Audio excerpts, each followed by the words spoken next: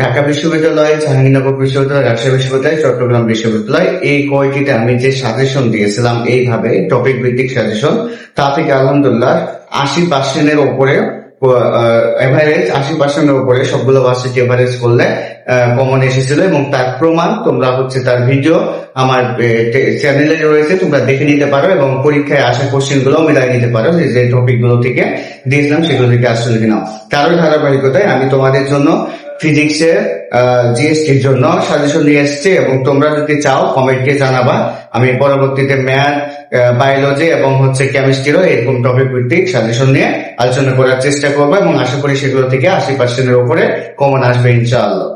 আসসালামু আলাইকুম প্রিয় শিক্ষার্থীরা, আজকে আমরা পদার্থবিজ্ঞানে এর আগের ভিডিওতে 8টা অধ্যায় বলেছিলাম, যে 8টা অধ্যায় থেকে মোটামুটি 20টা কোশ্চেন আসবে বলেছিলাম এবং সেই 8টা অধ্যায়ে আমরা টপিক ভিত্তিক সাজেশন, অর্থাৎ সেই 8টা অধ্যায়ে কোন টপিক গুলো তুমি পড়তে হবে। সেই 8টা অধ্যায়ে তো অনেকগুলো টপিক আছে, সবগুলো কি পড়া লাগবে না, কিছু টপিক পড়তে হবে জাস্ট, সেগুলো আমি আলোচনা করবো আজকে। এবং আমি দুঃখিত যে আমি বোর্ডে লিখতে পারছি না, কারণ একটু সাজেশনটা বড়, বোর্ডে লিখতে একটু সময় লাগবে। আমি ধীরে ধীরে একটু মুখে বলবো, তোমাদের নোট ডাউন করে নিতে হবে এবং পরবর্তীতে আমি টেলিগ্রাম চ্যানেলে, আমার টেলিগ্রাম গ্রুপে দিয়ে দিব পরবর্তীতে। আজকে পাবো না, হয়তো 2-1 দিন দেরি হতে পারে। এই জন্য তোমরা এই 2-1 দিনে কি করবা, নিজে নোট ডাউন করে একটু কি করবা, ভিডিওটা থেকে নোট ডাউন করে তোমরা লিখবা, ঠিক আছে? এবং ভিডিওতে আরো কিছু কথা বলবো, সেগুলো একটু মনোযোগ সহকারে শুনবা। এবং আমি শুধু 8টা না, আমি পদার্থবিজ্ঞানের শর্ট সিলেবাসে যে কয়টি অধ্যায় আছে সব কয়টি অধ্যায়ে আমি বলে দেবো কোন কোন টপিক গুলো পড়তে হবে। কিন্তু যারা পড়া নাই, ধরো যারা পড়ানি একদমই 8টা অধ্যায় পড়ে ধরো 20টা এমসিকিউ চাচ্ছ, বা যাদের প্রিপারেশন খারাপ ছিল, তারা এই শর্ট 8টা অধ্যায়, মাত্র 8টা অধ্যায় করে 20টা এমসিকিউ দাগালেই তাদের চলবে। তাদের জন্য শুধু 8টা অধ্যায় করবে। আর যারা ধরো 25টা এমসিকিউ পেতে চাও, 24-25টা এমসিকিউ পেতে চাও, তারা পুরাটাই করবা।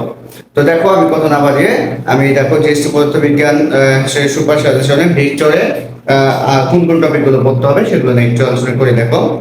ভেক্টরে স্কেলার এবং ডট গুণনের থিওরি, তারপর ম্যাথ এবং জ্ঞানমূলক সবকিছু অংশই পড়তে হবে, কেন সবচেয়ে ইম্পর্টেন্ট এই অংশটা। তারপরে ক্ষেত্রফল নির্ণয়, যেমন দেওয়া আছে ধরো সামুদ্রিকের 2টি বাহু দেওয়া আছে, তার ক্ষেত্রফল কত, বা সামুদ্রিকের 2টি কর্ণর ভেক্টর দেওয়া আছে, তার ক্ষেত্রফল কত, অথবা ত্রিভুজের 2টি বাহুর ভেক্টর দেওয়া আছে, তার ক্ষেত্রফল কত, এই টাইপের, বুঝছো? তারপরে ভেক্টরের উপাংশের সূত্রের ম্যাথ, যেমন বলবে বল দেওয়া আছে, তো বলবে বলের আণবিক উপাংশ কত, ধরো লব্ধি বলটা দেওয়া আছে, তারপর বলবে লব্ধি বলের আণবিক উপাংশ কত, বা ধরো বল দেওয়া আছে, লব্ধি বলটা দেওয়া আছে, উলম্ব উপাংশ কত, বা বলবে একটা বলের দক্ষিণ দিকের উপাংশ এত, উত্তর দিকের উপাংশ এত, লব্ধি বল কত, বা একজন প্রতি ঘন্টায় দক্ষিণ দিকে এত কিলোমিটার গেল, পশ্চিম দিকে এত কিলোমিটার গেল, লব্ধি বল কত, সরণ কত, এই ধরনের ম্যাথগুলো। আশা করি তোমরা এই ধরনের ম্যাথগুলো বুঝতে পেরেছো, ঠিক আছে? বৃষ্টি এবং নদী ও নৌকার ম্যাথ, বৃষ্টির ম্যাথ এবং নদী নৌকার ম্যাথ করবা। একক ভেক্টর, গ্রেডিয়েন্ট এবং ডাইভারজেন্স, জাস্ট এই যে 5টা টপিক বললাম, এই 5টা টপিক যদি তুমি পড়ো, ইনশাআল্লাহ ভেক্টর থেকে আর কিছু পড়া লাগবে না। এবার নিউটনিয়ান বলবিদ্যা, তো নিউটনিয়ান বলবিদ্যা ব্যাংকিং এর ম্যাথ অবশ্যই খুবই গুরুত্বপূর্ণ এবং ব্যাংকিং সম্পর্কে যত ম্যাথ গুলো আছে সেগুলো খুব ভালো করে দেখবা। এবং এই অধ্যায়ের মাত্রা এবং একক সমূহ, যে বিভিন্ন জিনিসের মাত্রা, বলের মাত্রা, ত্বরণের মাত্রা, কণিক ভরবেগের মাত্রা ইত্যাদি মাত্রাগুলো খুব ভালো করে দেখবা এবং এককগুলো। সরলরৈখিক এবং ঘূর্ণায়মান বস্তুর বেগ, সরলরৈখিক বস্তুর বেগ নির্ণয়, ঘূর্ণায়মান বস্তুর বেগ নির্ণয়, ভরবেগ নির্ণয়, ত্বরণ এবং গতিশক্তি নির্ণয়, বেগ এবং ভরবেগ নির্ণয়, ঠিক আছে? সেটা সরলরৈখিক বস্তুরও হতে পারে, ঘূর্ণায়মান বস্তুরও হতে পারে। তো দেখো, আনত তলে কাজ এবং বল ও ভরবেগের ভেতরে থিওরি গুলো, ঠিক আছে? আনত তলে কাজ, যে একটা বস্তু ধরো আছে, তো আনত তলে উঠাবা, একটা বস্তুকে 30 ডিগ্রি কোণ করে যদি একটা পাহাড়ে উঠাও, তাহলে পাহাড়ের চূড়ায় কত কাজ, এই ধরনের ম্যাথগুলো। এবং বল এবং ভরবেগের ভেতরে যে সম্পর্ক আছে, বল এবং ভরবেগ নিয়ে যে সম্পর্কের যে ম্যাথগুলো আছে দেখবো, বল এফ এবং ভরবেগ বি এর ভেতরে যে সম্পর্কযুক্ত ম্যাথগুলো দেখবো ভালো করে, ঠিক আছে? তারপরে দেখো, বল এবং জড়তা ভ্রামকের সাথে, আবার বলের সাথে জড়তা ভ্রামকের রিলেটেড যে ম্যাথগুলো, এবং শুধু জড়তা ভ্রামকের ম্যাথগুলো দেখবা, এককভাবে জড়তা ভ্রামকের ম্যাথগুলো দেখবা, এবং বল এবং জড়তা ভ্রামকের সাথে সম্পর্কযুক্ত ম্যাথগুলো খুব ভালো করে দেখবা। ঘর্ষণ দেখবা এবং ভরবেগ রিলেটেড ম্যাথ, ভরবেগ তো আমি বারবার বললাম, ভরবেগ রিলেটেড ম্যাথ, এবং টর্ক, এই অধ্যায়টা একটু গুরুত্বপূর্ণ এবং বড় অধ্যায়, এই জন্য অনেকগুলো টপিক হয়েছে, সেই টপিকগুলো তোমরা কি করবা, দেখবা। এবার কাজ, ক্ষমতা ও শক্তি দেখো। তো স্প্রিং দ্বারা কৃত কাজ, এই অংশগুলো খুব গুরুত্বপূর্ণ এবং সরল। স্প্রিং দ্বারা কৃত কাজের মান বের করতে পারবা, বা স্প্রিং দ্বারা একটা বস্তুকে টানলে সে কতটুকু সরল হবে, এই ধরনের ম্যাথগুলো, ঠিক আছে। ক্ষমতা related math A to Z খুবই গুরুত্বপূর্ণ এই অধ্যায়। ক্ষমতা P=W/T, বা কুয়ার ক্ষমতা, বা একটা ইঞ্জিনের ক্ষমতা, বা ক্রেনের ক্ষমতা, এই রিলেটেড ম্যাথ খুবই খুবই গুরুত্বপূর্ণ এই অধ্যায় থেকে, ঠিক আছে। কুয়া খালি করতে কাজ এবং ক্ষমতা রিলেটেড ভেতরেই পড়ছে এটা। এবং ইট সাজাতে কৃত কাজ, যে অনেকগুলো ইট সাজাবা তাহলে কাজ কত হবে, এই ধরনের ম্যাথ আসছে পরীক্ষাতে, দেখবা। পাম্পের কাজ, ক্ষমতা এবং ক্রেনের ক্ষমতা, এটা তো বললাম ক্ষমতার ভিতরেই পড়ে। যে এই যে পাম্পের, যে পানি সেচ দেওয়া মেশিনের কাজ, মানে পানি সেচ দেওয়া মেশিনের কাজ, ক্ষমতা এবং ক্রেনের ক্ষমতা নির্ণয়, দেখবা। তারপর কোথায় গতিশক্তি বিভব শক্তির n গুণ হবে, কোথায় গতিশক্তি বিভব শক্তি, ধরো একটা বস্তুকে তুমি নিক্ষেপ করলা, তো বলছে কত উচ্চতায় গতিশক্তি বিভব শক্তি 3 গুণ হবে। বা একটা বস্তু উপর থেকে ফেলে দিলা, বললো যে কোথায় গতিশক্তি বিভব শক্তি 3 গুণ, 4 গুণ, 5 গুণ এই হবে। এই ধরনের প্রশ্নগুলো আসবে পরীক্ষাতে, ঠিক আছে। তোমরা দেখবা এই ধরনের প্রশ্নগুলো তোমাদের প্রশ্ন ব্যাংকে আছে। তারপরে হচ্ছে ভরবেগের সাথে গতিশক্তির সম্পর্কযুক্ত সূত্রের ম্যাথ। ভরবেগের সাথে গতিশক্তির সম্পর্কযুক্ত সূত্র বলতে হচ্ছে হচ্ছে p²/2m। এই যে এই সূত্রের সাথে সম্পর্কযুক্ত যে ম্যাথগুলো আছে সেগুলো তোমরা খুব ভালো করে দেখবা। বিভিন্ন উচ্চতায় গতিশক্তি বিভব শক্তি, ধরো আমি বললাম যে একটা বস্তুকে 100 মিটার উচ্চতায় পাহাড় থেকে ফেলে দিলাম, তারপরে বললাম যে একটা উচ্চতায় তোমার হচ্ছে গতিশক্তি এবং বিভব শক্তি বের করতে বললাম। যে একটা ধরো হচ্ছে ভূমি থেকে 20 মিটার উচ্চতায়, ভূমি থেকে 20 মিটার উচ্চতায় কি বের করতে বলছে, ভূমি থেকে 20 মিটার উচ্চতায় গতিশক্তি এবং বিভব শক্তি কত হবে, সেই ধরনের কোশ্চেন বের করতে বলছে, ঠিক আছে। তারপরে দেখো মহাকর্ষ এবং অভিকর্ষ থেকে, যে এখান থেকে খুবই গুরুত্বপূর্ণ মহাকর্ষ এবং অভিকর্ষ অধ্যায় থেকে মুক্তিবেগটা খুবই গুরুত্বপূর্ণ, মুক্তিবেগটা খুবই গুরুত্বপূর্ণ, ঠিক আছে। মুক্তিবেগটা খুব ভালো করে পড়বা। তো বিভিন্ন জায়গায় জি এর ও মুক্তিবেগের মান, ধরো বিভিন্ন জায়গায় জি এর মান বলছে, রাজশাহীতে জি এর মান কত, ঢাকাতে জি এর মান কত, বা হচ্ছে 10 মিটার উচ্চতায় জি এর মান কত, এই ধরনের জি এর মান এবং হচ্ছে মুক্তিবেগের মান। মুক্তিবেগের মান 3 জায়গাতে দেখবা, বিশেষ করে পৃথিবীতে মুক্তিবেগের মান কত, তারপরে হচ্ছে চাঁদে মুক্তিবেগের মান কত, এবং মঙ্গল উপগ্রহে মুক্তিবেগের মান কত, এই 3 জায়গাতে মুক্তিবেগের মান মুখস্থ রাখতে হবে। তারপর বিভিন্ন জায়গায় জি এর মান তো মুখস্থ রাখতে হবে। কৃত্রিম উপগ্রহের বেগ এবং উচ্চতা নির্ণয়, একটা কৃত্রিম উপগ্রহের বেগের সূত্র আছে না, কৃত্রিম উপগ্রহের বেগ এবং উচ্চতা নির্ণয়ের সূত্র দেখবা এবং সে ম্যাথ দেখবা। এবার কেপলারের সূত্রের প্রয়োগ দেখবা, কেপলারের যে সূত্র আছে না 3টা, সেই সূত্রগুলো কি কি এবং তাদের প্রয়োগগুলো দেখবা।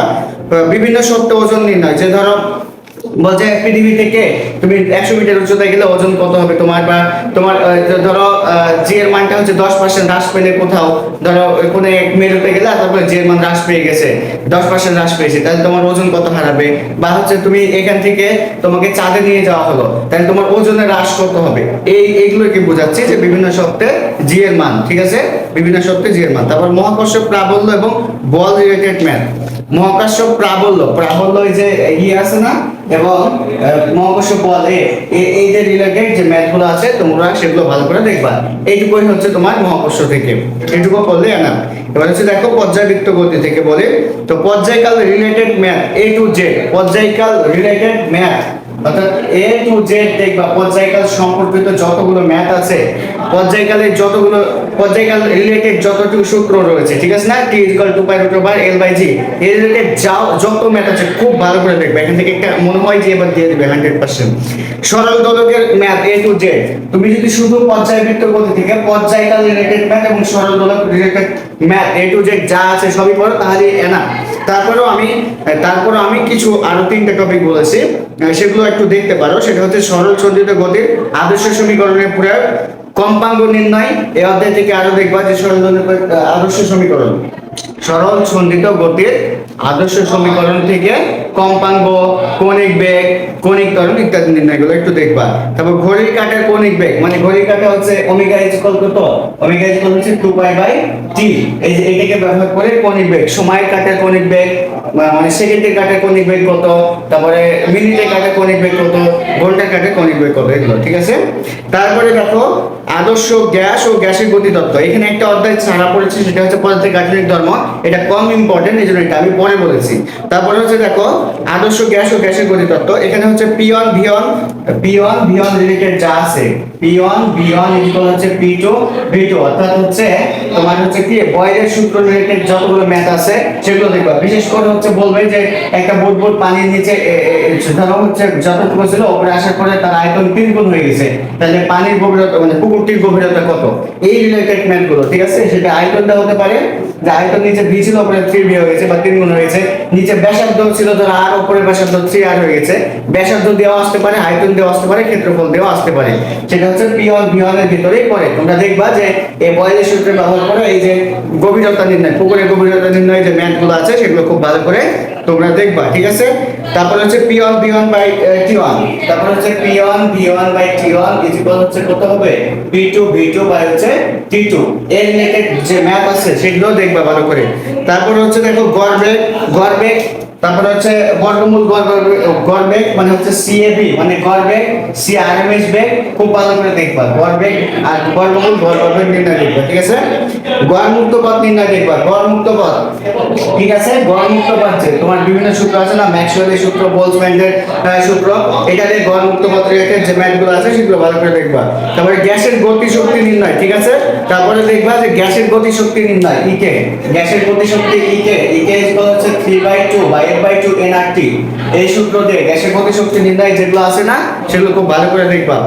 তারপরে দেখো লাস্টে পদার্থের গাঠনিক ধর্ম, পদার্থের গাঠনিক ধর্মটা হচ্ছে কম ইম্পর্টেন্ট এই অধ্যায়টা, সেজন্য সেটা পড়ে রেখেছি আমি। দেখো সেটা বলছি, দেখো স্থিতিস্থাপক পদার্থের উদাহরণ এবং ক্রম, যে কোন পদার্থগুলো স্থিতিস্থাপকতা বেশি এবং তারা হচ্ছে কাদের স্থিতিস্থাপকতা বেশি, ধরো বলবো উদাহরণ যে কোন পদার্থগুলো স্থিতিস্থাপক পদার্থ, অথবা বলতে পারি স্থিতিস্থাপক পদার্থ দিয়ে তো তাদের কোনটার স্থিতিস্থাপকতা বেশি কোনটার কম, এই ক্রমটা চাইবে বুঝছো।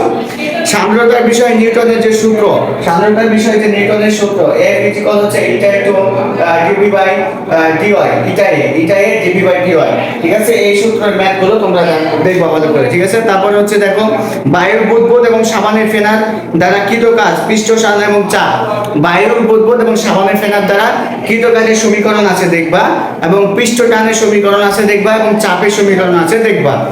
একক এবং মাত্রাগুলো এই অধ্যায়ে খুবই গুরুত্বপূর্ণ। এই অধ্যায়ে বিভিন্ন যেমন পীড়ন, তারপর হচ্ছে বিকৃতির একক, তারপর সান্দ্রতা গুণাঙ্কের একক ইত্যাদি এককগুলো দেখবা এবং মাত্রাগুলো দেখবা। এবং স্পর্শ কোণ, যেমন বলতে পারে হচ্ছে পানি এবং কাচের স্পর্শ কোণ কত, বায়ু কাচের স্পর্শ কোণ কত ইত্যাদি। তারপরে সান্দ্রতা নির্ণয়, সান্দ্রতা যে ইটা নির্ণয়, ইটা ইকুয়াল কত লিখতে পারি আমরা, ইটা ইকুয়াল হচ্ছে 2/9, এই যে সূত্রটা আছে 2/9, তারপর হচ্ছে row s minus row a আর r স্কয়ার বাই 9 ইটা, এটা এই সূত্রটা দিয়ে তোমরা কি করবা, সরি এই সান্দ্রতা ভি দা আছে, এটা ভি দা সূত্রটা মেবি, তো এই সান্দ্রতা নির্ণয়ে যে সূত্রটা আছে ঠিক আছে এই অধ্যায়ে, সেই সূত্রটার ম্যাথ গুলো দেখবা বা সূত্রটা হচ্ছে প্রয়োগ গুলো দেখবা, এবং আরো সান্দ্রতা নির্ণয় করতে পারো। এই যে আমরা যে নিউটনের সূত্র বললাম না, সেখান থেকেও সান্দ্রতা এই যে এটা নির্ণয় করতে পারো, সেগুলো ভালো করে দেখবা। এই ছিল প্রথম পত্র ঠিক আছে। তো প্রথম পত্র এই টপিকগুলো যদি তোমরা পড়ো ইনশাআল্লাহ যথেষ্ট, এবং আমি পরবর্তী ক্লাসে দ্বিতীয় পত্রের যে টপিকগুলো পড়তে হবে সেগুলো আমি জানাই দেবো, এবং এইভাবে তোমরা বুঝতে পারছো কিনা একটু জানাবা, বা হচ্ছে আরো ধীরে তোমাদের বলা উচিত কিনা, বা আমি যে টপিকগুলো বললাম সেগুলো হচ্ছে আরো ধীরে ধীরে বলবো কিনা, বা হচ্ছে বোর্ডে লিখে দিব কিনা, কিভাবে দিলে তোমাদের জন্য সুবিধা হয় তোমরা অবশ্যই একটু কমেন্টে জানাবা। এবং আজকে পর্যন্ত থাকছে, সবার জন্য শুভকামনা রইল, সবাই ভালো কিছু করো। আসসালামু আলাইকুম, আল্লাহ হাফেজ।